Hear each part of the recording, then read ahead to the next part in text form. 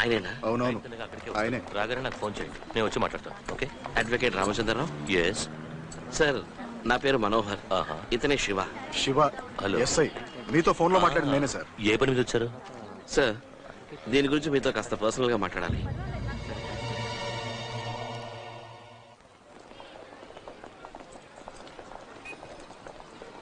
చెప్పండి, మీరు ఆ కేసు గురించి ఏం తెలుసుకోవాలి? శంకరం ఎందుకు సార్ తన సొంత కుటుంబాన్నే చంపేశాడు?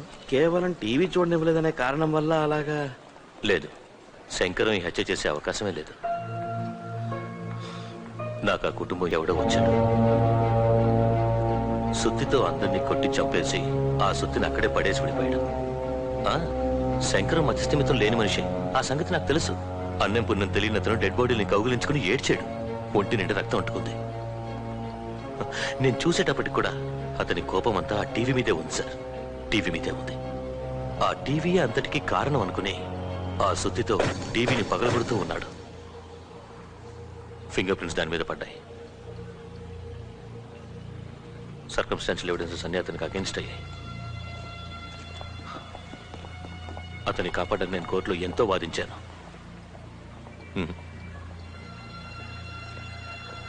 కేసు ఓడిపోయాను. I lost it. శంకరం ఇప్పుడు ఎక్కడ ఉన్నాడు?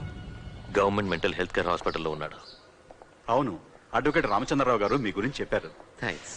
శంకరం ఇక్కడే ఉంటున్నాడా? చాలా సంవత్సరాలుగా. టీవీ చూసేటప్పుడు ఇలాంటి వైలెంట్ బిహేవియర్. Very strange. అతను ఏం చూసుంటాడనేది మేము ఎంత ట్రై చేసినా కనిపెట్టలేకపోయాం. ఆ తర్వాత సెల్ఫ్ ఇన్ఫ్లెక్టెడ్ వూండ్స్, ఆ రక్తంతో గోడ మీద అడ్డదిడ్డంగా గీతలు గీయటం చేస్తున్నాడు. ఎందుకు ఇలా చేస్తున్నాడు, ఏం చెప్పదలుచుకున్నాడో మాకు అర్థం కావటం లేదు. శంకరాన్ని ఇప్పుడు మేము చూడొచ్చా? చూడ.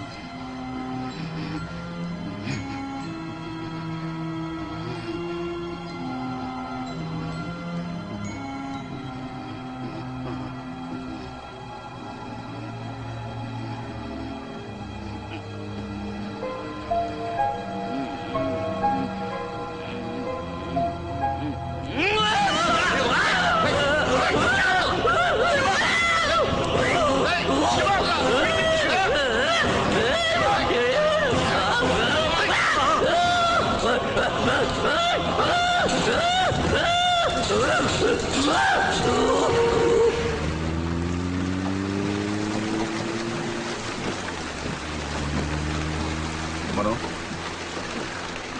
are you okay? Yeah.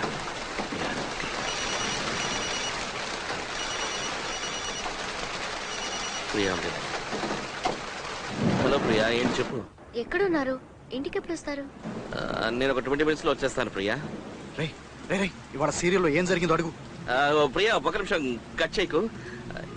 ఈరోజు టీవీ సీరియల్లో ఏం వచ్చింది, ఏం జరిగింది?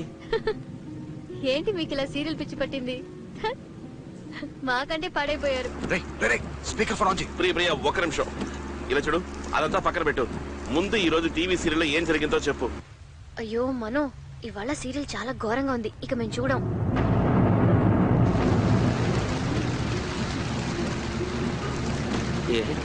ఏమైంది? ఎవడో ఒకడు ఒక సుత్తి తీసుకుని గాయత్రి ఇంట్లోకి దూరాడు. ఒక్కొక్క రూమ్ కి వెళ్లి దాంతోనే అందరినీ కొట్టి చంపేశాడు.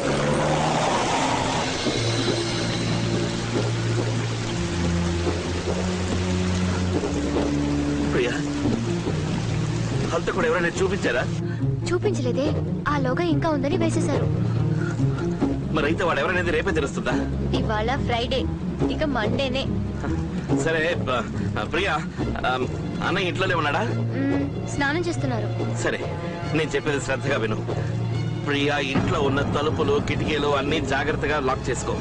ఎవరొచ్చినా ఏం చెప్పినా ఏం జరిగినా సరే దయచేసి తలుపులు మాత్రం తెరవకు.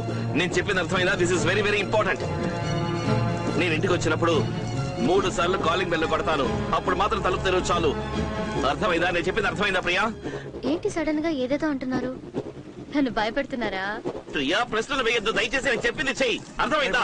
రిలాక్స్.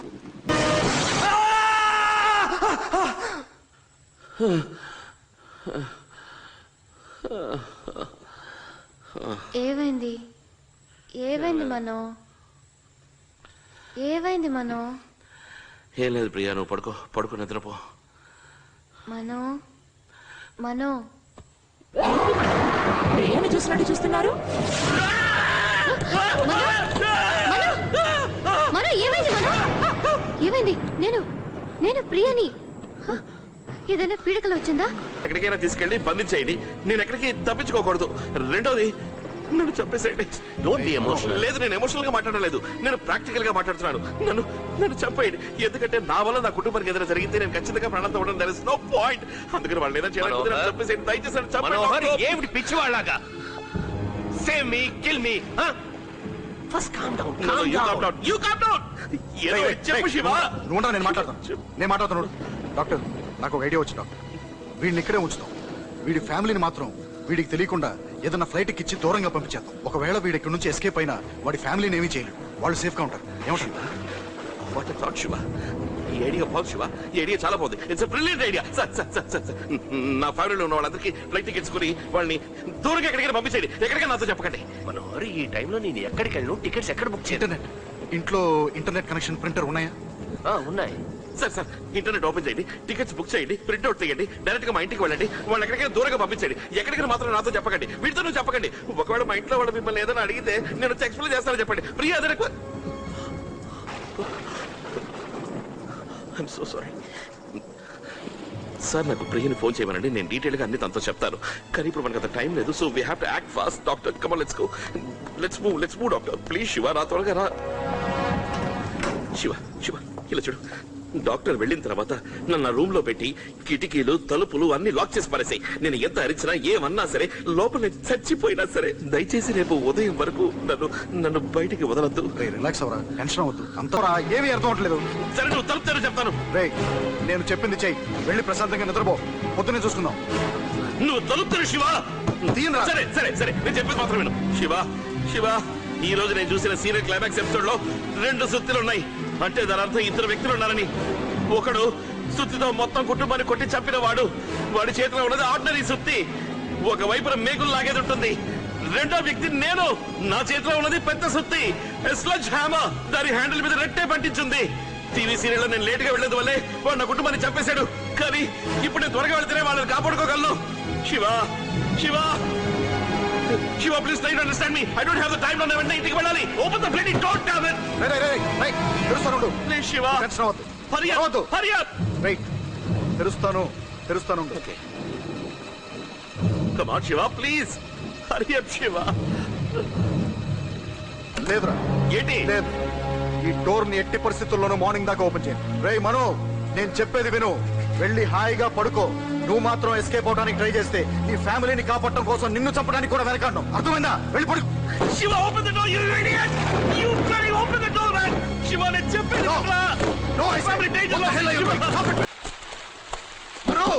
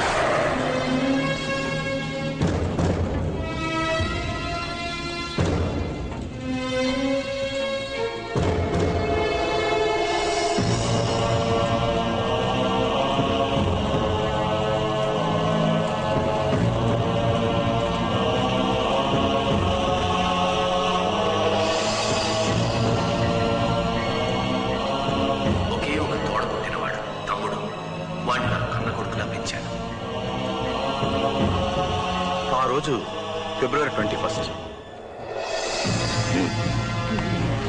టీవీ చూస్తున్నప్పుడు సడన్ గా వైలెంట్ అయ్యాడు.